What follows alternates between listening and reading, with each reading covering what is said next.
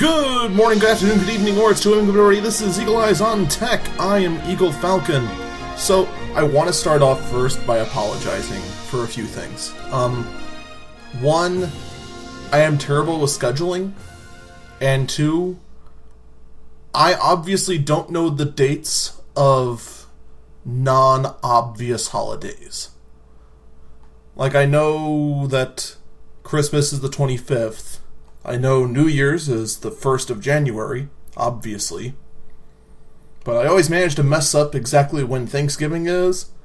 And in this case, I completely botched when Hanukkah starts. Because I said today I was going to give a gift guide. First off, I learned that doing a gift guide after saying what I said would be rather hypocritical.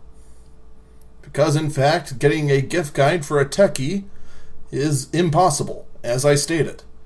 You have no idea what the tech guy knows or wants without talking to that tech guy.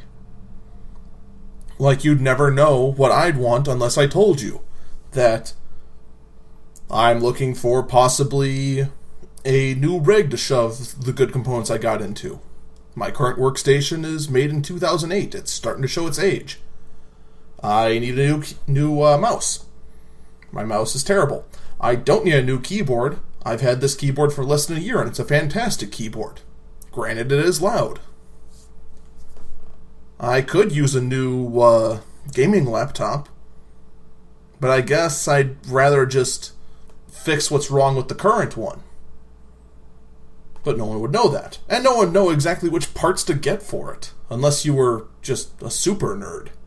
Like me. Which would then be kind of weird that you'd want a guide on that.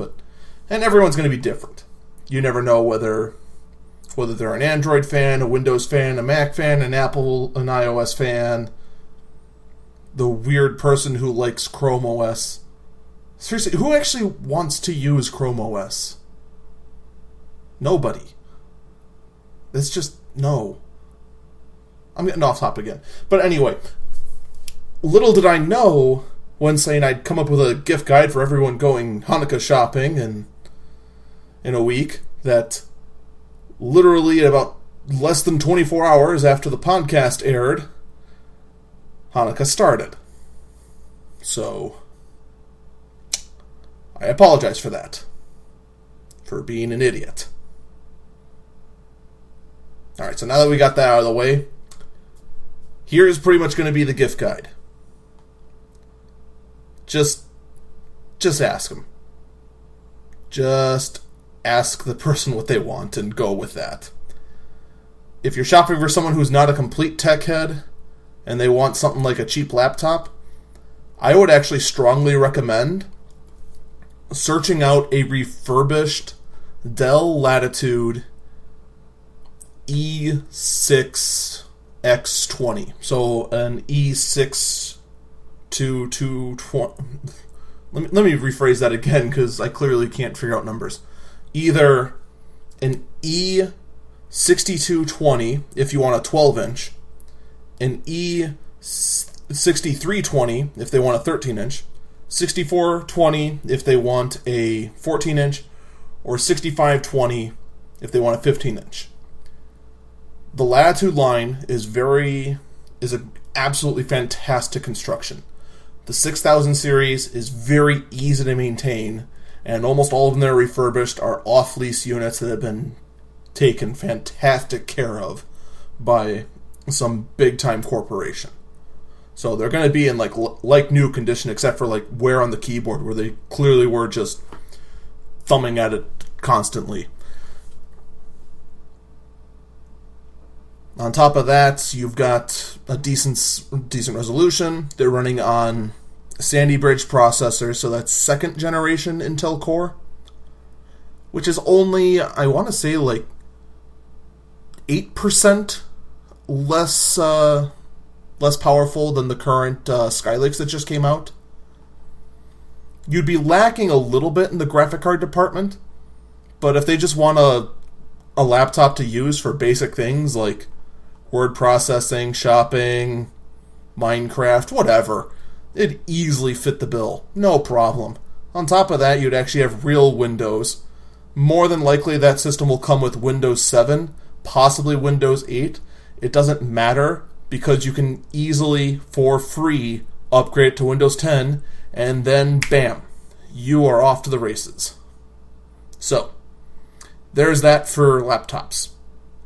For tablets, if you're in the Android era, just go with whatever you can and hunt down anything with 2 gigs of RAM. I still gotta go with the NVIDIA Shield tablet, personally. A lot of horsepower under there, and it'll easily handle whatever the future brings forward. There was actually a... I can't remember the exact one now. I just heard about it like in the middle of my prep, and I didn't get a chance to look it up because it's right now 10 o'clock at night on Saturday, and I've got to record this, and I just, no, I can't do any more show prep. I got to record it. I got to go. I got to go. But anyway, I heard about this new Pixel tablet that came out from the Google team, and it looks beautiful. But that's it. They wrecked everything else. And I don't know how they did it. Like, people were saying the touch doesn't respond half the time. The keyboard it comes with just loses connection sometimes, and it's a hard-mounted keyboard, so it actually physically connects. It's not the Bluetooth kind, that there could be some sort of interference. The battery life was atrocious. It's just a train wreck. So, I'm not sure what the price is on that. I'd assume like $400 or $500, but don't do that. Whatever that is. iPads, just don't get a first generation iPad, but otherwise second generation iPad, first generation iPad Air, first generation iPad Mini. You're good to go. You're off to the races at the cheapest dollar you can. If you want something more than that, by all means, go for something more than that. But the thing is that with the iPads is that there isn't really much improvement generation to generation. It's just, oh, look, the processor is 3% faster. Therefore, it's now the fastest iPad ever. Who cares? Like, I know the ones I just mentioned, a lot of them don't have Retina screens. You're still at, like, 1280 by 800, which is, you're going to notice some pixelation. It's not going to be nearly as crisp as you want it. But just go up a generation, you'll find Retina displays, and the resolution will be much higher than your eyeballs can comprehend. Don't get an iPad Pro. I'll just throw that out there right off the bat.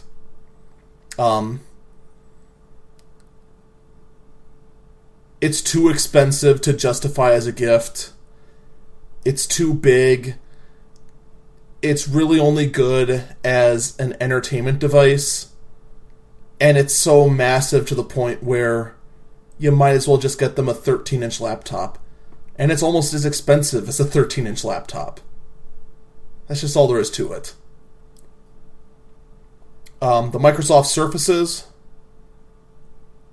only get it if they're going to use it as a laptop.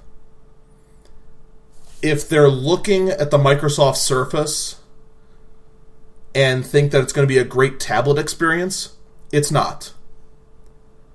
The Microsoft Surface is a laptop in a tablet form factor that is a much better laptop than it is a tablet. Do not think of the Surface as a tablet. I think I just rambled there and it made no sense. But hopefully you get the picture. The Surface Book, if you're going to shell that much money out on someone, you're not going to listen to me anyway. It kind of goes in the same category of, why not talk about some of the high-end laptops? Get someone... Look, I mean, I live paycheck to paycheck, and I know people out there just... They want to get something nice for their family without having to take out a mortgage or a loan. Like, most people I know set, like, a $30 to $40 price limit on their gifts. They'll break it and maybe go all the way up to $100 for family, like direct family, like your mother, and that's about it. You do what you want to do. That's just my opinion. Really, the biggest thing I wanted to get out was the refurbished tablets to go after. Because those ones I mentioned, the 6220, the 6320, the 6420, and the 6520, are all fantastic refurbished units to go after, with a nice premium feel, and will not come anywhere close to breaking the bank. Like, you're talking between 150 and 300, depending on the configurations you get. And those things can be configured to Lord knows whatever. But in any case, that's it for the gift guide. The gift guide that is far too late to really matter. So, use that as you wish. But here's one topic I haven't talked about in basically ever. And that's high-end desktops. Now, desktops are a weird category to talk about nowadays because most people don't use them. The only time you have a desktop is when you need the power that a laptop can't have. Like, I have a desktop that is stupid powerful with 2 processors in it and blah, blah, blah, blah. So I'm going to look at right now the Alienware Area 51. It's Alienware's highest-end gaming desktop. It's a very sleek design. It uses the enthusiast-level Core i7s. There's actually 2 tiers when it comes to the Intel processors. There's the base tier, the mainstream tier, and then there's the enthusiast tier. Most people refer to them by their socket number. Like right now, you have 1151, which is what you'll see in most desktops that run on Skylake. These enthusiast ones run on what's called, I believe it's Ivy Bridge E. And these are called 2011 sockets. The Mac Pro uses a 2011 socket. It uses a Xeon that uses that socket. So what does this mean? This means that unlike most Core i7s, which stop at 4 cores, these can go up to 8. So, at the maximum configuration, we've got 6 cores, up to just shy of 4 gigahertz on each core. You can get you can get 3 GTX 980s in here, an SLI. That's a stupid amount of graphical power. And I think we can actually upgrade even more. Yeah, we can go up to 3 Titan X's for an additional $950. Oh, God. That's so stupid. Got the slot-loading DVD burner, which can be upgraded to a Blu-ray player.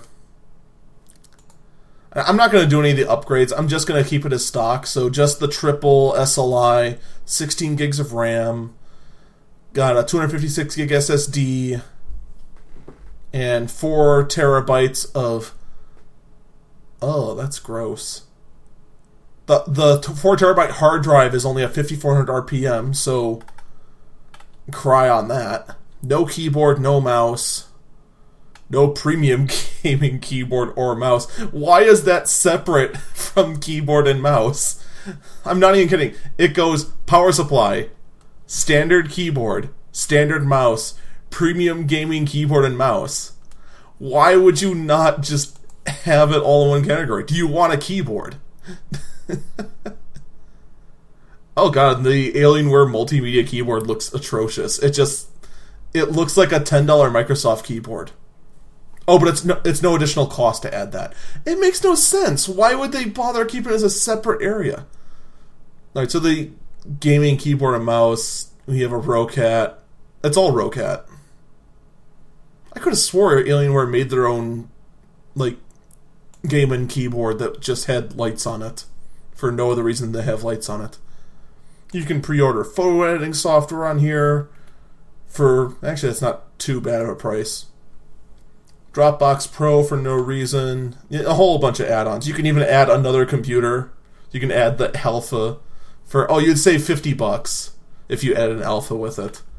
So there's a little bit of cash saving. The thing is that this configuration I just listed off and rambled off is $4,400. I'll just tell you this right now. You can build for cheaper than that. And if you're afraid to build, contact your local nerd. They will be happy to build it for you if you grease their palms a little bit. Pay them like $100 extra. They'll build you a super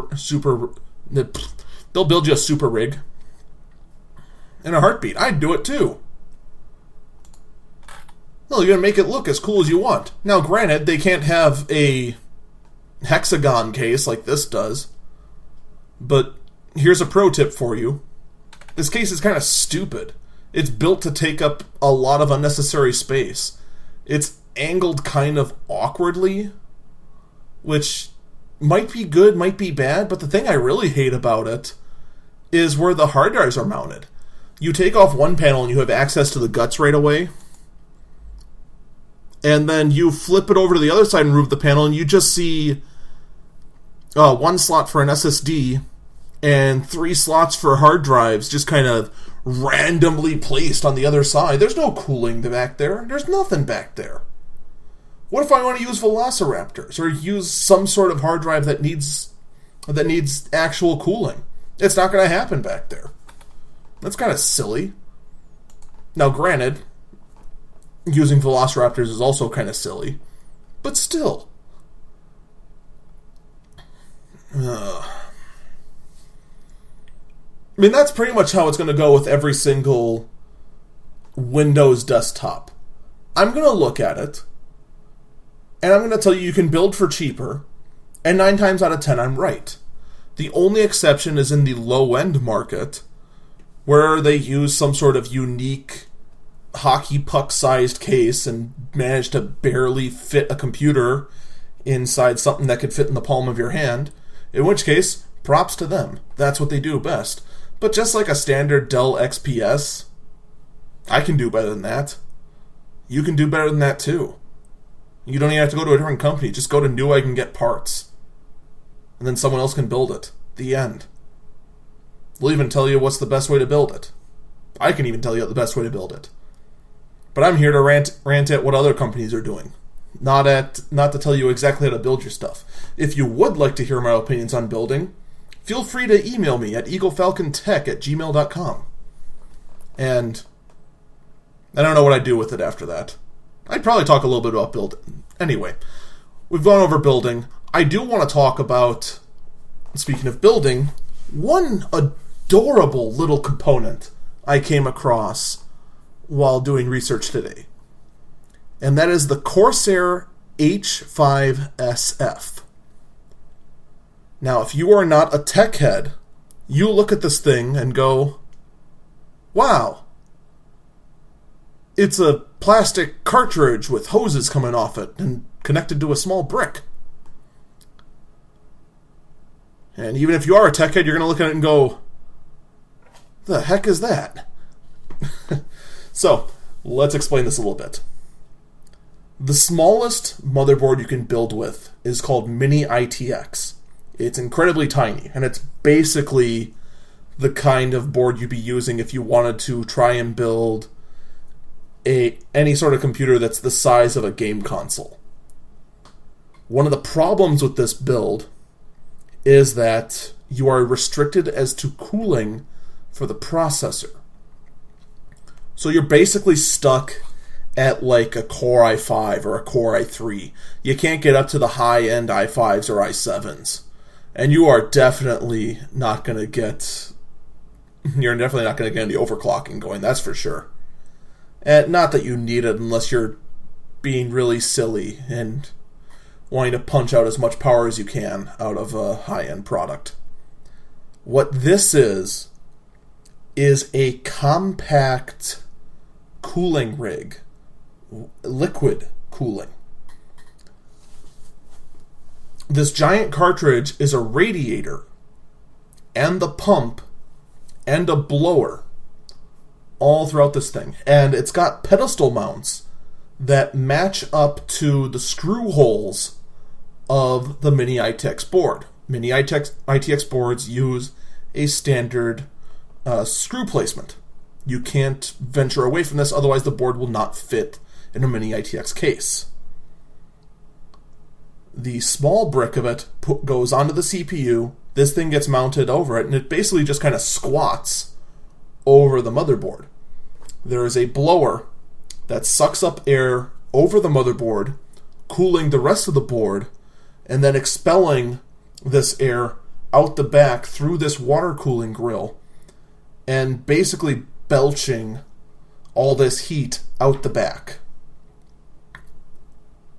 This means you can get a high-end processor in a very small space, and you can actually very easily make a gaming rig the size of, say, an Xbox One with 4 to 5 to 6 to 7 to 8 and possibly even up to 10 times the power of an Xbox One or a PS4.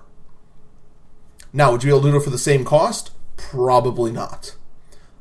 But it is still very cool to see this sort of technology and these sort of parts available to builders like me and other super geeks out there, so that we can actually build systems that can outperform these various gaming consoles and actually try to get high performance rigs into much smaller spaces. Kind of cool for LAN parties and such too.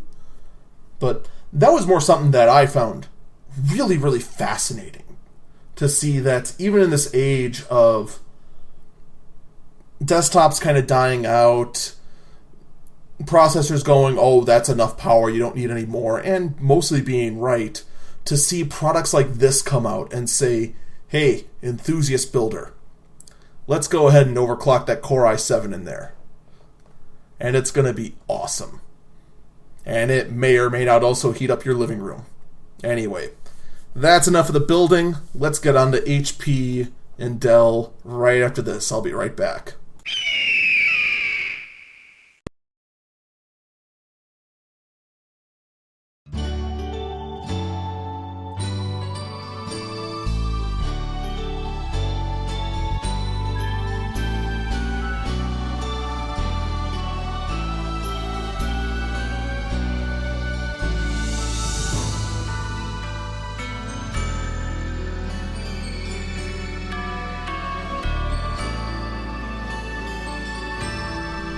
Welcome back, Eagle Eyes on Tech. I am Eagle Falcon. Well, I've been avoiding this one for a bit, but it's time to talk about the HP Omen. The HP Omen is proof that HP has not given up on gaming.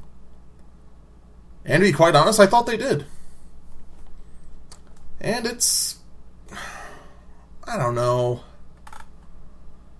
It looks okay, I guess. It's just that when I look at this thing, it looks like a knife. You thought the MacBook Air came to a point?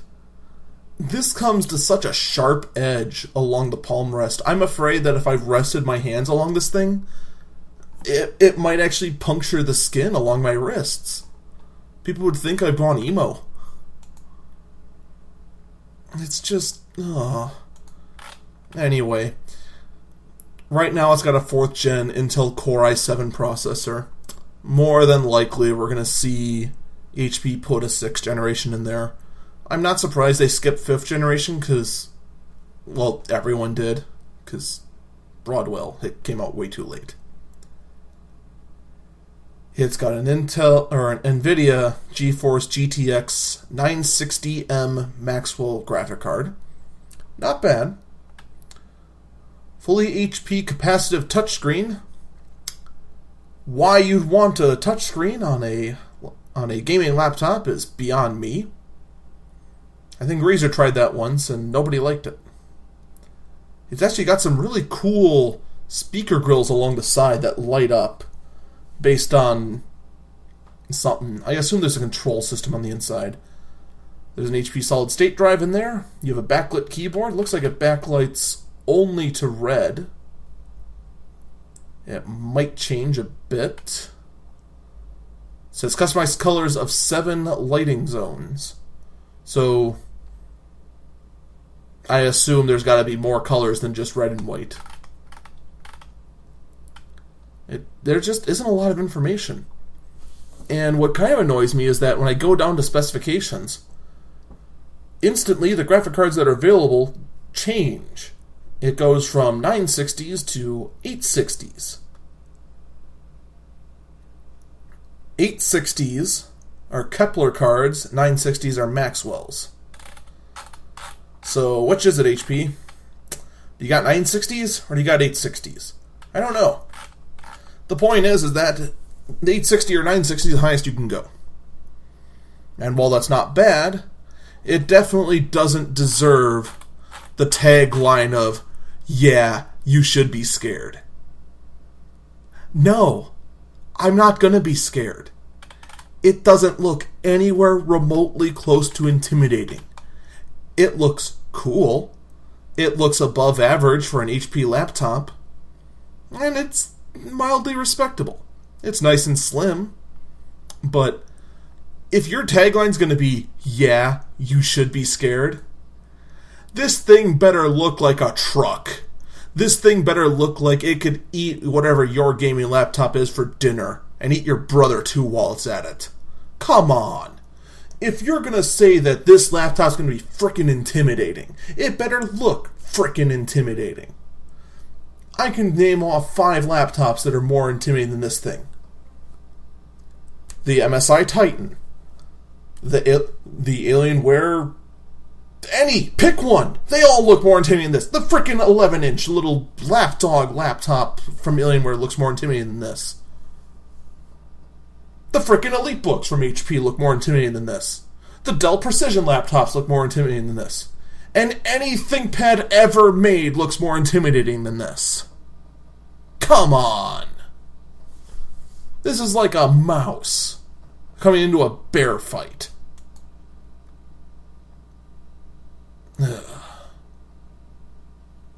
Alright, there, I got that off my chest.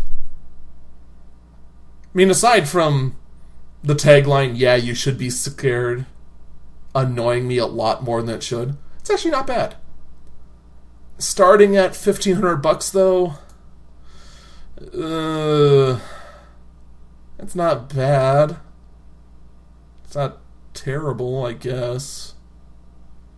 I mean, I definitely wouldn't do it, mainly because, it's still on 4th gen processors. And here's my rule of thumb. If your price point, if the budget you're on goes above $500 for new, it better have the newest processor.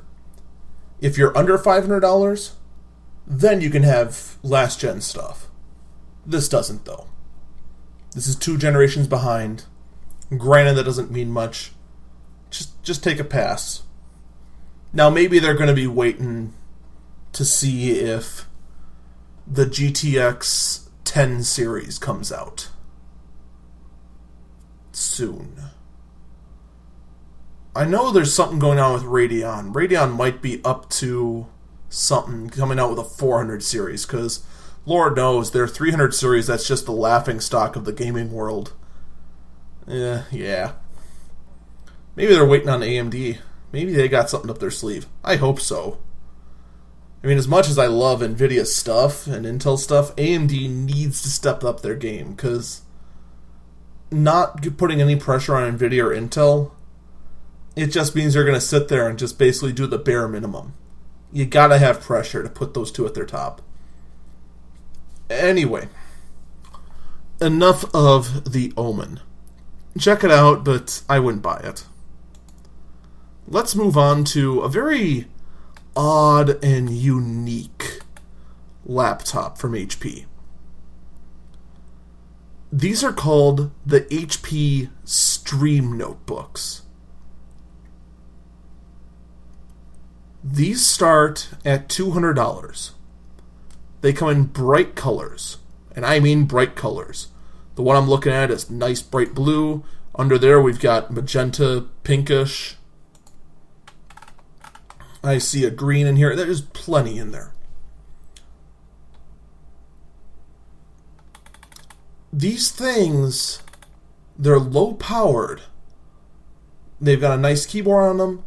There's plenty of ports on them. They've even got an HDMI port on them. It's very impressive. Nice little chiclet keyboard. You know, not the best, but it'll definitely get the job done. Got a trackpad, got a built-in webcam. The only downside to it is its storage, which there is not a lot of. Oh, it's a fanless design. Neat. And pretty much its only downside is that it has very little internal storage. These things only have... Oh, there's only 2 colors right now. The green one's gone. Okay. Again, HP, fix your site. It's terrible. They've only got an Intel Celeron in there, which is kind of low end, but not too bad. Like, it's still functional. It's a step above the Atoms. It's a full processor, at least. You got an Intel HD graphics. It'll get the basics done, but I wouldn't play Minecraft or anything on it. You got 2 gigs of RAM, bare minimum. You're going to be lagging a little bit. But it's only got 32 gigs of storage on there. Extremely limited. But for $200, that's a very interesting little laptop. Now, I'd wish it'd be up to 4 gigs. But what are you going to do? I mean, it's just a $200 new laptop. Nice for a little note-taking device going into the classroom. But here's where I wanted to go with this specifically. Netbooks are coming back. Think about it. This is a netbook. Not a Chromebook. Not some little pissant little laptop running a frickin' web browser and nothing else. Something you can kind of shoehorn to maybe, if you're lucky, make it do what a normal laptop could. No, it's running full Windows 10. It's low powered. It's got decent battery life. It's very small. This thing's only 11 inches. It's a netbook. Who would have thought, after so many other companies went and put rotating hard disks and overtaxed the Atom and did all this and that for when the netbook originally launched from Asus with Linux on it, that we'd come full circle. I mean, don't even tell me it's not a netbook. It's a netbook. Flat out.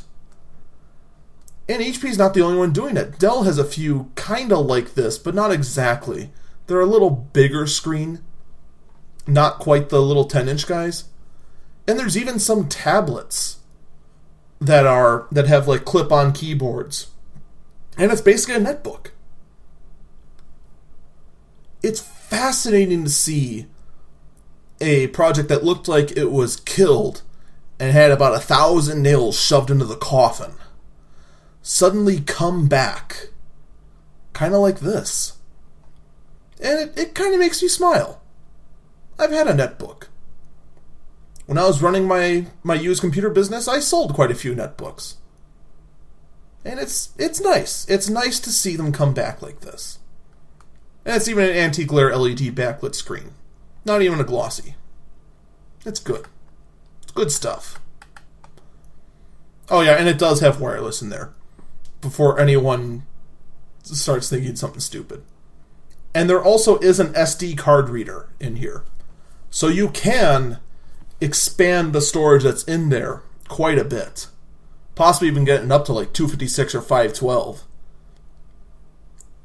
Run Minecraft off an SD card. That'd be kind of funny, but I'm pretty sure that Celeron couldn't handle it. What other little tidbits do we have here? 2.6 pounds. Not bad. Kind of on the heavy side, but that's kind of what the netbooks were. But yeah, that's pretty much it. Very simple, very plain. It's exactly just that. It's a netbook. So, that's it for HP. Next, we're going to move on to Dell, the gold standard of mediocrity. We'll be right back.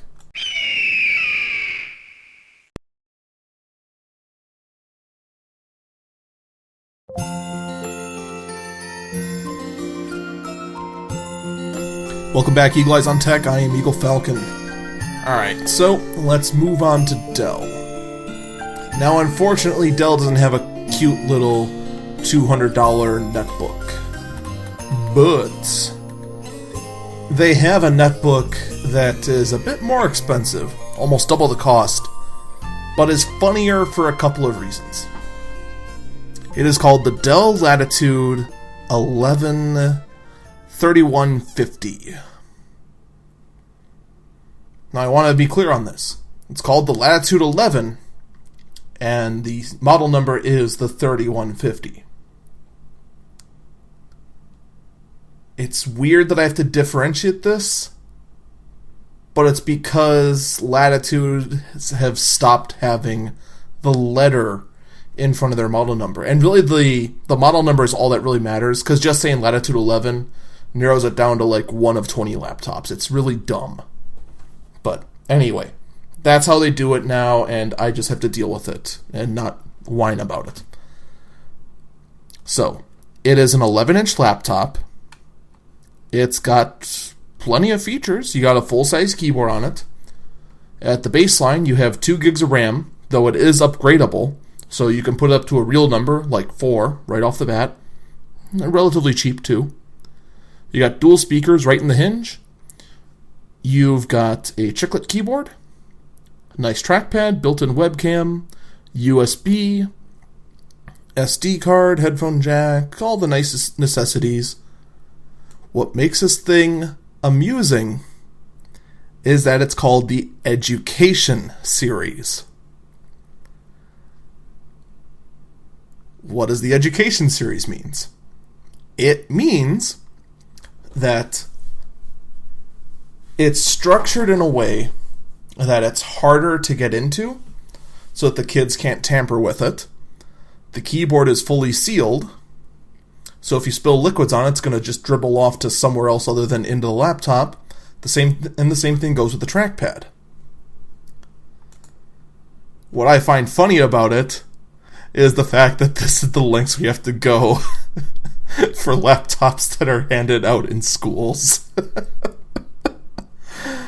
And that's just really funny to me. It's probably not funny to you at all. In fact, you probably think out there it's very reasonable. And I'd have to agree. But it's still funny. The fact that you have to go through such lengths for a laptop to hand out in school. Now, it's not like this is specifically targeted to the elementary students. It is targeted to schools in general. It's not like this is like specifically the bright, colorful, let's put a rubber bumper on it, because those silly first and second graders are going to try and draw on it with their pencils or anything like that. No, this is marketed to all education departments, even up to college.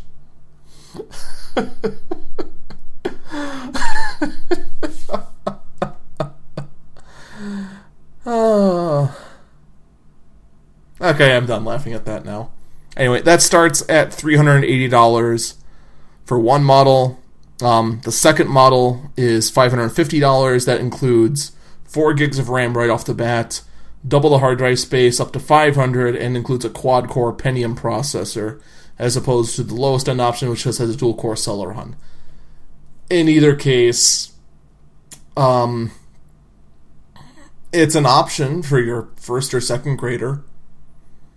I personally would recommend a tablet instead, because why not? It just amused me for the fact that this is what's promoted to the colleges, the Latitude 11 Education Series. Speaking of latitudes, the 6th generation processors have begun rolling out to the Latitude line. We're going to start with the Latitude 5000 series. Now it's just called the new Latitude 14 5000 series. I'm willing to bet that if I did some very in-depth research and found like the back end of this stupid thing, I would find it's probably going to be called like, the 5470. Maybe. Yeah, I think 5470 would be about what it would be called. But in any case, at the lowest end, this thing starts with a 6th generation Core i5 quad core, 4 gigs of RAM, 500 gig hard drive, no touchscreens on these guys. In fact, yeah, there is no touchscreen option at all, as far as I can tell. Got dual band wireless with the option to add a world wireless access network. That means like a cell card in there. Slots, you've got 3 USB 3.0s, one with power share, which you'll never use, HDMI, VGA, RJ45, that's your Ethernet connector, an external SIM card tray, which you'll never use, an SD card reader, headset microphone combo jack, which I'm really starting to wish we didn't go to, a smart card reader and fingerprint reader, both optional, 2 M2 expansion slots. That's actually really nice, so that you can go and add 2 SD cards if you wanted. But, I wish they didn't list it like that. You have 2 M2 slots, but one of them is supposed to be for the cell card, and the other one's supposed to be for the wireless LAN card, for the Wi-Fi. So you really only have 1. And you actually have none if you want a cell modem in there. That's disappointing. And then you have your eDock port, which means that this still should be called the E5470, but we dropped letters. Because Dell hates me, I guess. And it's a 62 watt per hour battery. And it starts at 3.8 pounds. So, not a light laptop, but it'll definitely get the job done. And as far as the look, it looks so boring. It really does. You remember those Dell Latitude laptops I recommended earlier as refurbished gifts? Look up how those look, and then look up the new Latitude 14 5000 series. You would think the 5000 series is older. I'm not even exaggerating. This looks like we went backwards. It's just a generic black laptop with a silver hinge. The only thing that's modern about this is the chiclet keyboard. That's it. Ports are on the back, so have fun with that. Power port looks like it's on the side. No, power port's on the back too. Everything is on the back except for one USB port, the smart card reader, the SD card reader, and all the other ones. What happened? I mean, HP is going down the drain, but at least HP EliteBooks still look like the champion laptops they are. Why did the Latitude line go, you know what I need to do? I need to look boring as hell. It's atrocious. It is absolutely atrocious. You would be the laughing stock of a boardroom if you went in with this. So naturally, let's move on to the second one, which is,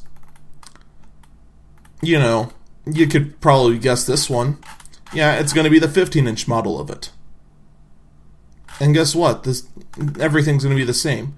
The only difference is that on this one, I need to find where it is exactly. There is a graphic card option.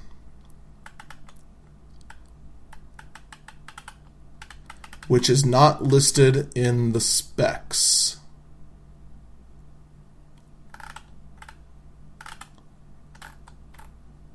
How did they do this? Huh. Okay, time to do a little bit of quick looking into it right off the bat. Because, yeah, when you look it up in the actual site that showcases everything, it doesn't have a slot for the graphic card at all. It just goes straight processor, memory, hard drive, display, wireless, primary battery, warranty. There's nothing for the graphic card. In fact, it's not even until you get into the actual purchasing process that you can even see a graphic card option. Now, in the case of the Latitude 15, the highest end one I went with the one with the quad-core Core i7. There is an option for a Radeon M7 or R7 M360, which is It's better than the Skylake card, but it's very mediocre. And on the 14-inch model, there is no Radeon option. So if, for whatever reason, you need graphic power, you need to go with the 15-inch model. But the thing that's kind of jarring is that it's a Radeon.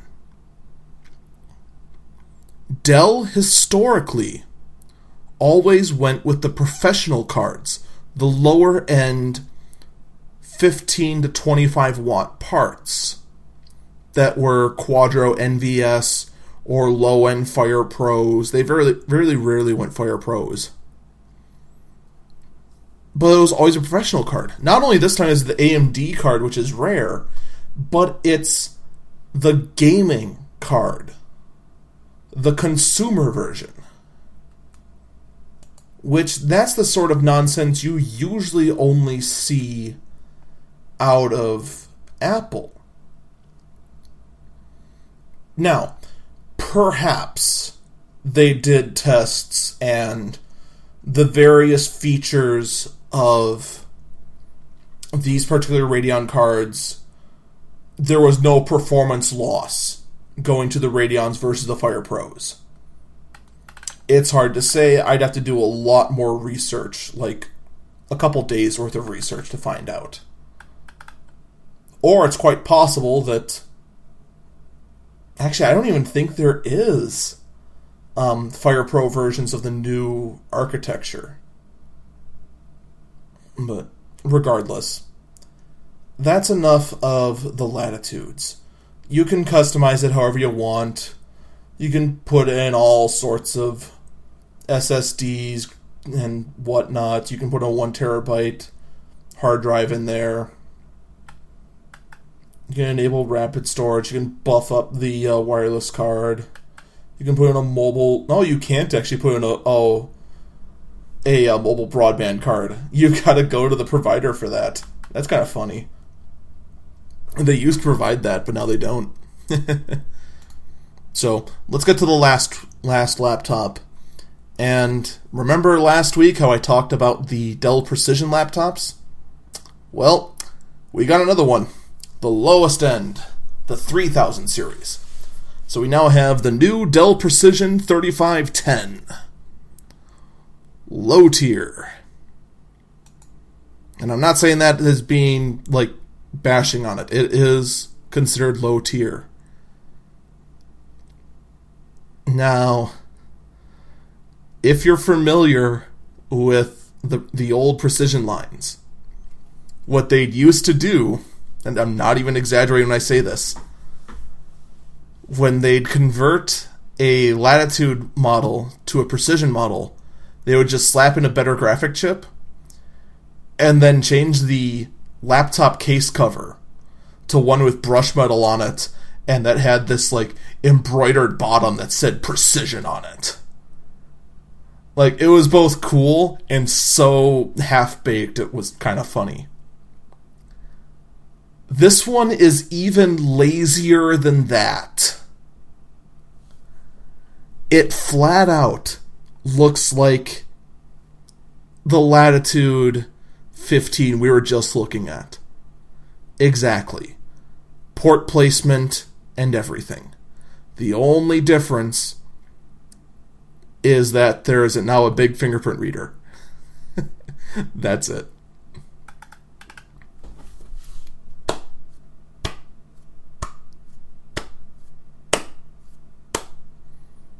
Oh, and remember earlier how I said that they weren't using FirePro cards? Well, guess what? This one is! The W5130M with 2 gigs.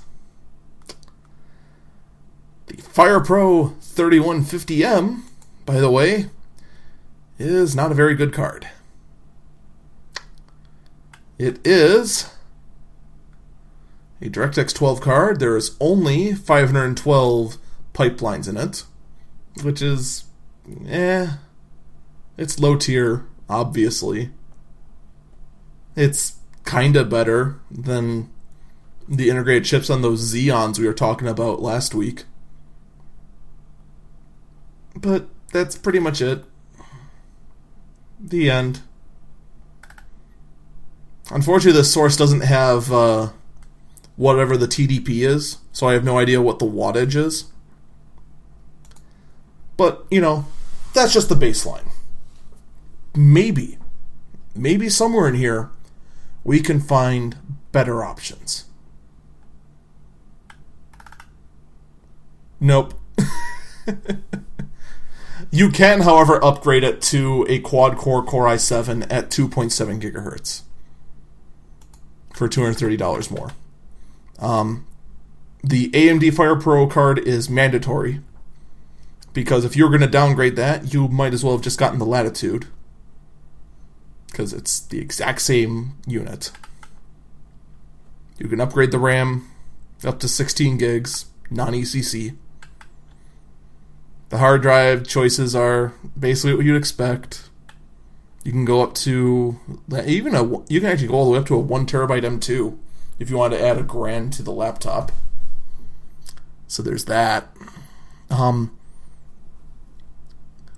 Backlit keyboard is optional. It is not standard. You can upgrade the battery to a 84 watt per hour. And that's basically it. It is a very underwhelming laptop. But it is technically a mobile workstation for $1,000. And actually, this laptop does shed quite a bit of light as to why the Latitude 15 did not have a professional graphic card on it.